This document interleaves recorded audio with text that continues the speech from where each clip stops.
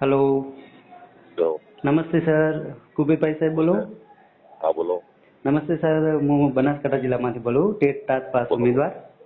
બરાબર. મારે સર એક જ રજૂઆત હતી કે તમે 24,700ની ભરતી આપી એ બદલ હા. તમને ખૂબ ખૂબ અભિનંદન અને નવા વર્ષના રામ રામ. હવે આપણે પણ શુભેચ્છાઓ. અને સાહેબ એટલું કહેવા માંગીશ કે આમાં 9 થી 12 એટલે કે 11-12ની પહેલી ક્રમિક ભરતી કરો એવું અમારા ઉમેદવારોને તમારા. એ રીતે ક્રમિક જ છે 11, 12, 9, 10, 6 થી 8 અને 1 થી 5 એ રીતે ક્રમિક છે.